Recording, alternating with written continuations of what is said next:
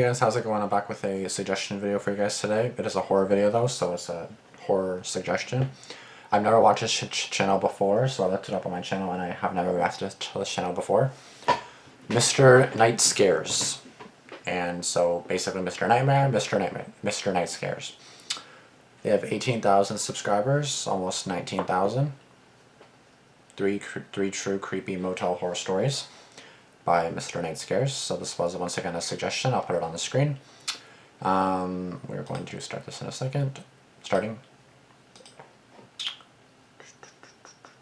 So, again, I've never seen this channel before, so let's see. Again, it was a suggestion, so I'm assuming that it's a good video. I believe Madison suggested it, I think. I don't know. But yeah, 15 minutes. Yeah, don't really have much to say, but it's a horror story. I'm curious how it says Mr., so I'm assuming it's a guy narrating it. And yeah, let's see how he compares to Mr. Nightmare. Let's go. Whoops. Down. I used to work as a housekeeper in a fancy motel in Washington, D.C. back in the 1990s. My name is Sybil, and I'm a refugee from Vietnam. Although I didn't speak much English, I was one of the hardest workers there. Everyone liked me because I was kind, and I took great pride in my work. The motel staff trusted me, and even the guests would leave little notes thanking me for keeping their rooms so clean. Okay. I worked long hours and rarely complained, knowing it was better than what I had left behind in my home country. One day, a mysterious guest checked into the motel.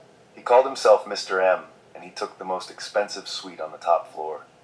The suite was huge, with a view of the entire city, and only the richest people stayed there. I remember, speaking of motels, I was actually going to go to a motel. I think I uploaded it on my Niagara Falls vlog. Did I ever end up uploading that? I think I did. Basically, yeah, my Niagara Falls vlog, and I'm pretty sure that day that night I fucked something up, so my friend and me almost stayed in a motel. And then I was like, yeah, we're not doing that. I was assigned to clean the suite, but I quickly found out that Mr. M didn't want anyone inside his room. Every time I knocked, he would politely tell me that it wasn't necessary. He seemed nice enough, always smiling and greeting the staff warmly, but something about him made me uneasy. He stayed for over a month, and during that time, no one but Mr. M entered that suite. The Do Not Disturb sign hung on the door like a warning, and I never pushed the issue. Then one day Mr. M was gone. The sign was removed, and there was no trace of him anywhere in the motel. We assumed he had checked out early in the morning, slipping away quietly, without needing any help. But when the front desk checked the records, there was nothing. No one remembered him leaving, and his name was not listed among the checkouts. It was like he had vanished into thin air, leaving nothing behind. The motel manager was puzzled, but since Mr. M had paid in advance with a credit card, no one made a fuss. I was asked to clean the suite. I hesitated for a moment before opening the door, something inside me telling me that I should turn back. But I was a professional, and I had a job to do. As soon as I stepped inside, a terrible smell hit me. It was thick and rotten, like something had died.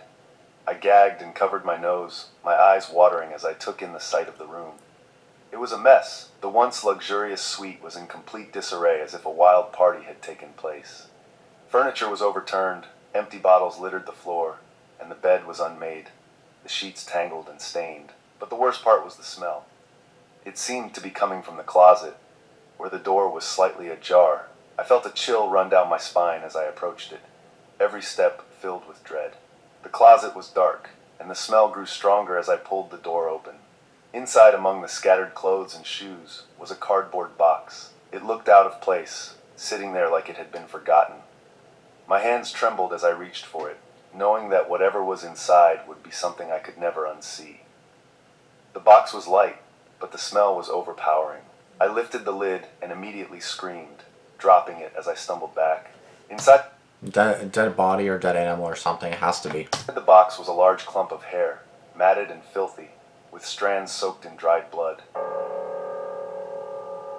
The sight of it made my head spin, and I couldn't think straight. I had to get out, had to get away from that terrible place. My heart pounded in my chest as I ran for the door, but my legs felt weak, like they could give out at any moment. I made it to the elevator, my hands shaking so badly I could barely press the button. As the doors closed, I leaned against the wall, trying to catch my breath. But the smell lingered, and the image of the bloodied hair was burned into my mind. I couldn't escape it. It was too much. I fainted before the elevator reached the lobby. When I woke up, I was surrounded by people. Motel staff, paramedics, and the police. The motel had become a crime scene, with officers swarming the suite, taking pictures, and gathering evidence. The police questioned me. Wait, so like, you said bloody hair. It's like what? Like, was it a head in there? Like a beheaded head with hair and everything? Like, was someone beheaded or something? Like decapitated? Like, what's going on? But I was too shaken to say much. They told me that Mr. M had used a fake identity and a stolen credit card to check in. The victim was identified as a bold movie worker who had been missing for weeks. The hair in the box was hers, a gruesome piece of a larger, darker mystery. I never returned to that motel. I quit my job that day, unable to face the horrors I had uncovered. The experience left a deep scar on me, one that I carried with me for the rest of my life. I never forgot the terror of that day, the smell, the sight of that box. It haunted me in my dreams, and no matter how much time passed, I couldn't shake the feeling that I had narrowly escaped something far worse than I could ever imagine. Before we get into the next story, if you come for the first time, please make sure to subscribe to our channel and press the bell icon for upcoming scary stories. We need your support. Please share these stories with your friends and family. Thanks. Oh God. Before we get into the second story, each story here is about five minutes. I see about five. Yeah, 3 stories, 15 minutes. I've never worked at a motel. I don't even know if I've been to a motel to meet up with somebody. It was just like a one-time thing, if you guys get my drift. But it wasn't anything sus at all. It was just a normal crappyish motel, and that was it. Really small, that was it. Nothing sus about it. Thankfully, of course, that's obviously a good thing. But I could just imagine being a cleaner or like being someone like that works like that. That's responsible for cleanup and things like that. And then just finding something like totally disturbing like that. Like, how do you even like live on? Like, I don't even like seeing dead animals on the road. Seeing a beheaded person, a decapitated person, it's just like, you know what I mean, guys? That's just like horrifying to like think about. That's horrifying to think about, let alone live and actually see, you know what I mean? So like, I really feel for that guy, and I really hope he's doing okay after all that, because that's going to leave some, just the sight is going to leave some PTSD, I feel like, so. It's just like being a police officer and a paramedic. You see things that you really cannot unsee. So it's basically the same thing here, except he's not even a cop. So it's like, fuck, you shouldn't be seeing stuff like that. Anyway, story 2, it's thundering. The storm had been relentless for hours. Rain pounded on the windshield as I drove down the lonely highway, my knuckles white as I gripped the steering wheel. The wipers worked overtime, barely keeping the road visible through the downpour. I was on a solo road trip, just trying to get away from everything for a while. But the bad weather and a car accident up ahead had delayed me more than I'd expected. Now it was well past midnight, and I was exhausted. When I finally spotted a flickering neon sign up ahead, I sighed with relief. The sign read Sunset Motel, though the S was burnt out, leaving it as Unset Motel. I didn't care. I needed to rest. I pulled into the gravel lot. That's a sign, bro. That's a sign. The car's tires crunching under the... Like unsettling, I feel like. That's kind of what I kind of got there, so. Wait. The motel was a single-story L-shaped building with a row of rooms, each door chipped and faded. The rain made everything look even more rundown than it probably was. The lights outside the rooms flickered weakly, casting eerie shadows across the puddles on the ground. I grabbed my bag and made my way to the small office at the end of the row. The door creaked as I pushed it open, a bell jingling above me. The place smelled of mildew and stale cigarettes. Behind the counter stood a man, slumped in a chair. His face was gaunt. This just looks like not a good place, you know what I mean? Like, this looks horrible. And his eyes were small and Sorry, sunken, slumped in a chair. His face was gaunt, and his eyes were small and sunken, giving him a rodent-like appearance. His greasy hair clung to his forehead, and his thin lips curled into a smile that didn't reach his eyes. Need a room? His voice was raspy, like he hadn't spoken to anyone in a while. Yes, I replied. trying to ignore the uneasy feeling creeping up my spine. Just for the night. He nodded, reaching under the counter to grab a key. His hand trembled slightly as he handed it to me. Cash only, he said, his eyes lingering on my face for a moment too long. I hesitated, but I didn't have many options. Okay, I said, pulling out the cash from my wallet. As I handed it over, I noticed how his fingers brushed against mine just a little longer than necessary. It made my skin crawl. I'm assuming maybe you're a girl. Maybe the guy likes you, and then, I don't know. Room 7, he said, pointing down the row of doors. You'll be fine there. I muttered a thanks and hurried up. You'll be fine there. Well, I should be fine anywhere in this motel, correct? Oh, you'll be fine there. Like, yeah, I assumed I would be fine there now because you said that. I don't feel like things are going to be fine now. Out of the office. The rain had let up a bit, but the wind still howled through the gaps in the motel's walls. I found room 7 easily and unlocked the door. The moment I stepped inside, I was hit with a musty, sour smell that made me gag. The room was small, with peeling wallpaper and stained carpet. The bedspread was tattered, and when I turned on the light, I saw roaches scatter across the floor. Disgusted, I backed out of the room, deciding then and there that I wasn't staying. The thought of lying down in that filthy bed made my skin itch. My car, though cramped, was clean and safe. I went back to my car, locked the doors, and reclined the seat as far... So you didn't get your money back or anything?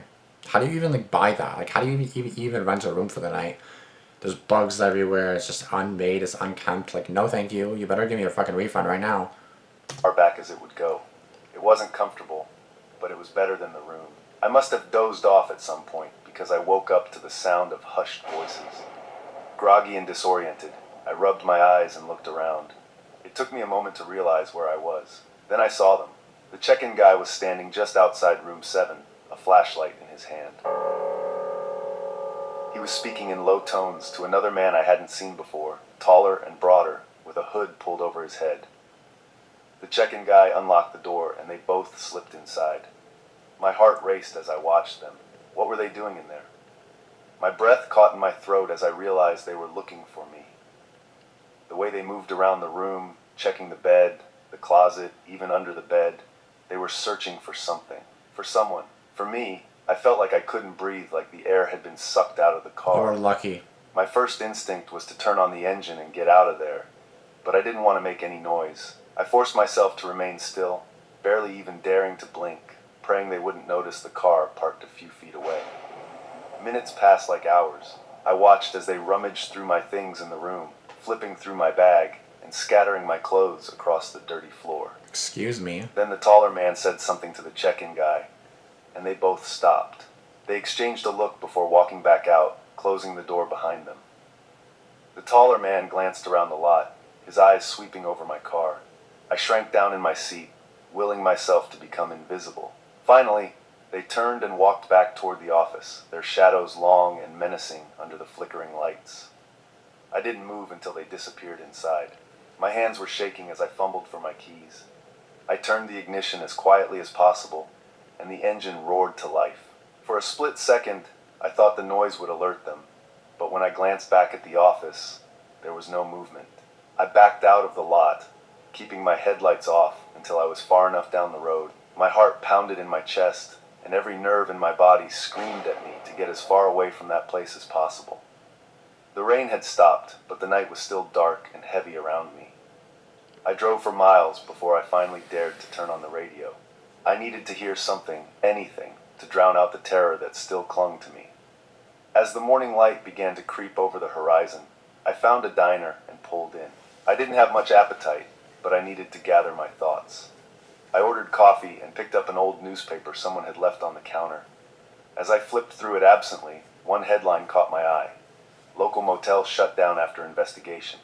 The article detailed how the Sunset Motel had been closed just days after I was there, citing suspicious activities and the arrest of the owner for human trafficking and other crimes. My blood ran cold as I read the words. I had narrowly escaped something far worse than a filthy room. Story 1? You mean story 3? Anyways, I don't know why I do 3, 2, 1. It's 1, 2, 3. What the fuck? Anyways, whatever. Wait, so, yeah, so that one, the owner was like literally trying to like do human trafficking and shit like that. Like, you literally just narrowly escaped like something very bad. You know what I mean? Like, how do you even fuck, bro? Just that would be my skin crawl. Like, I'd be like, fuck, bro. I just narrowly escaped. Like, fuck, that's terrifying, bro. Like, just to think that you narrowly escaped death or narrowly escaped something like really serious, it just makes your blood run cold. You know what I mean? I feel like it just wow. Yeah, I don't even wait. So you said that they went through your bags inside the room, but I thought you went inside the room. You're like, fuck this, I'm not staying in here. Then you left right away. I would have run right to the desk, like, but refund, or show me the room first. Then I'll decide if I want it or not. I'm not gonna sit in a shit-filled room and fuck no. Anyways, story 1, 3. I was driving back from a quiet farmhouse where I had spent the night alone. Speeding. The farmhouse was peaceful, surrounded by open fields, and gave me a sense of calm. The weather was cool, it's creepy. and the drive through the countryside was pleasant, with rolling hills. I don't know about you guys, but seeing like a cornfield or like just a field of nothing at nighttime is just fucking sketchy as fuck. Like right now, it's like, what time is it right now? It's 2:59 a.m. right now. And obviously it's dark as fuck outside. And with that being said, it's like, just seeing everything with no lights and just like blackness is just terrifying, bro. I don't know about you guys, but like this would be terrifying. No lights, nothing, just black. That's scary as fuck. And the occasional farmhouse scattered along the road. I hadn't planned on stopping anywhere, but it was getting late, and I didn't want to drive through the night. As darkness fell, I decided it was best to find a place to rest for the night. That's when I spotted a small, run-down motel at the side of the road.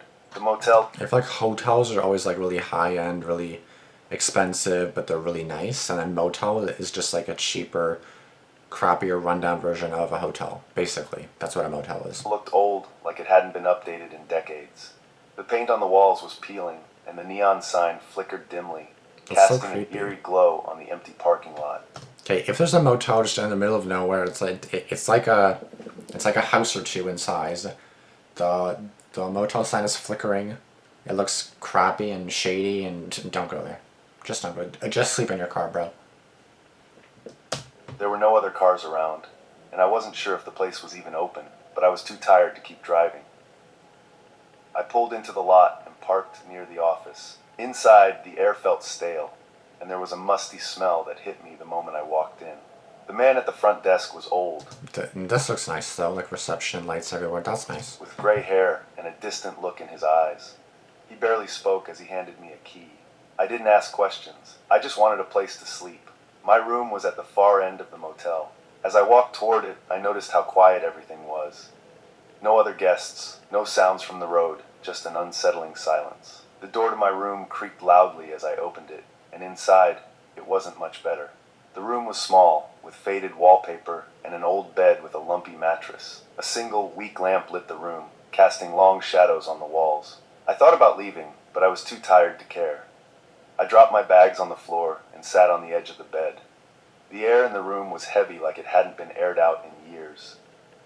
I tried to shake off the uneasiness that crept up on me. I told myself I was being silly, that I just needed sleep, but something didn't feel right. As I lay down, I couldn't help but feel like someone was watching me. I glanced around the room. The shadows seemed to move with Is there a camera or someone in the room? the flickering light of the lamp. I pulled the blanket over me and closed my eyes, but the feeling wouldn't go away. It was as if the room itself was alive, breathing slowly around me. I tried to ignore it, telling myself it was just my imagination. Then I heard it, a soft rustling sound, like fabric brushing against the floor. My eyes shot open, and I sat up in bed, scanning the room.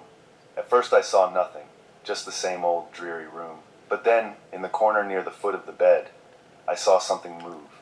It was dark and hard to make out, but there was something there. Fuck, I bro. froze, my heart pounding in my chest. I stared at the corner, hoping it was just a trick of the light, but the figure became clearer.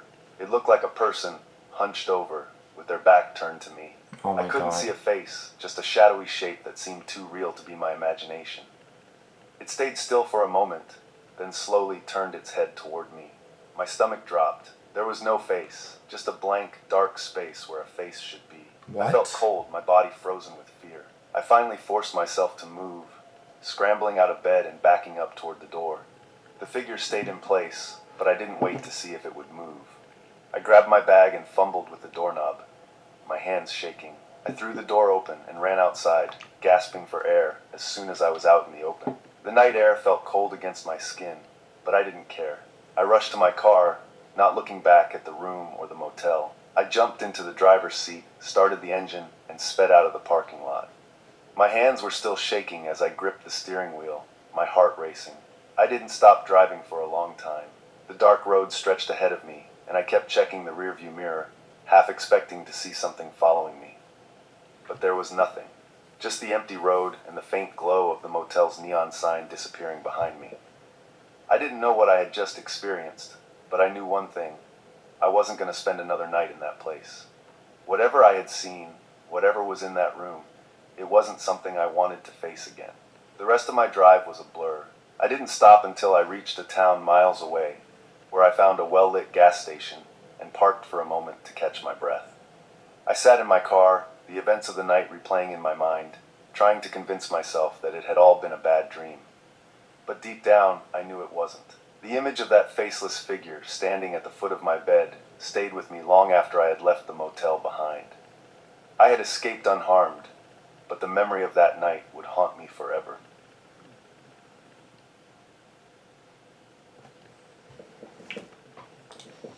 Why does this look oddly similar to Mr. Nightmare? Like, it looks oddly similar to Mr. Nightmare's thing. Anyways, I did subscribe. This video was pretty good. 30 comments. In the second story, the clerk said cash only, so there will be no record of the girl being there. That's true. That is smart though. Like, not good. I mean, that's just like, that's a smart thing if you're a criminal, but creepy owner involved. The guy was lucky he was sleeping in his car. Yeah, I don't know if it was a guy or a girl, because it says no record of the girl being there. So someone thinks it's a girl, someone thinks it's a guy. It was probably a guy or a girl. Why did the girl put her belongings in her car when she decided not to sleep in there? Exactly. Why would she leave her stuff in there and then go in the car? Take your shit. Like, take one look inside. Nope. That car. Then stay in the car. Everything's in the car. Everything. Like, you throw the key somewhere and then bye. Scared the hell out of me. Yeah, like, bro, imagine just like imagine just trying to stay somewhere for the night. Like, I'm exhausted right now. I don't know if you guys can tell. I'm not like that tired. Like, I can still function and everything, but it's like, imagine being so tired that like once you hit a bed, my bed doesn't even have a cover right now because I'm washing my bed sheet right now. It's in the dryer with some of the other stuff, so I'll put it back on after. But I'm tired. I could literally pass out and just sleep on this. I don't even care if there's no pillow. I'll just pass out and just sleep. Like my cat, you can't see my cat because the video's blocking it, but it'll be revealed in a second actually.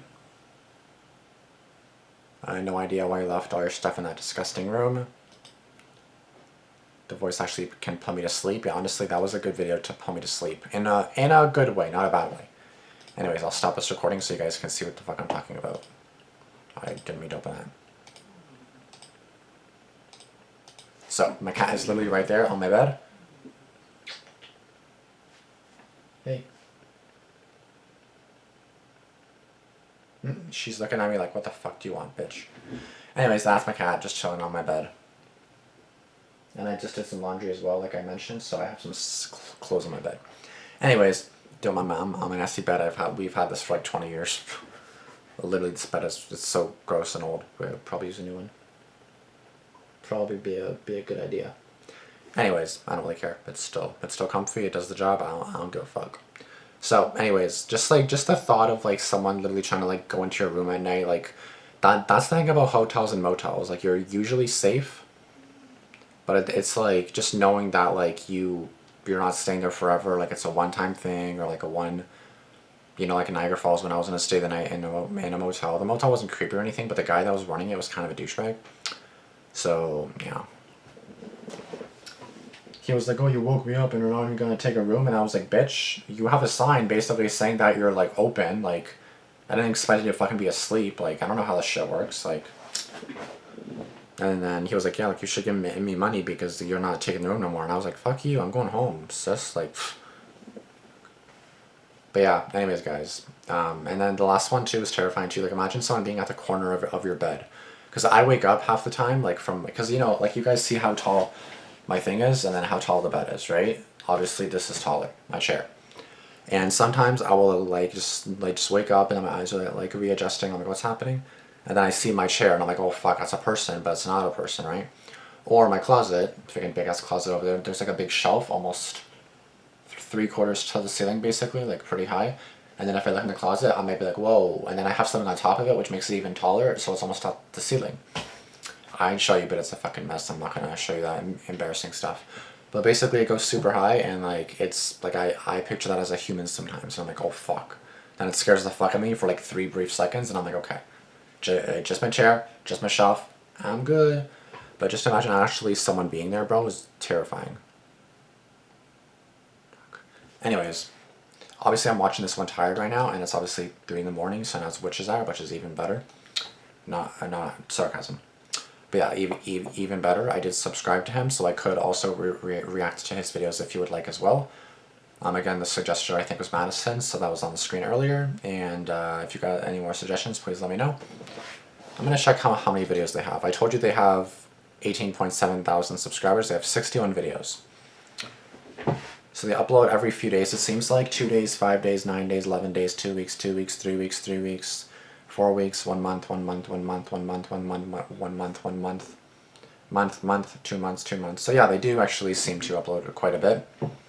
There's like gas station horror stories, house horror stories, Home Alone stories, which is always terrifying, highway stories. Oh god, fuck, there's so many horror stories that you could have, bro. I can have a horror story but while watching a damn horror story. I'm pretty sure there's a video, scary stories while...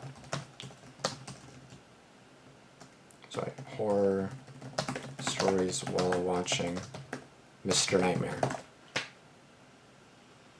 There's literally a video. Three scary true horror stories that happened while watching Mr. Nightmare.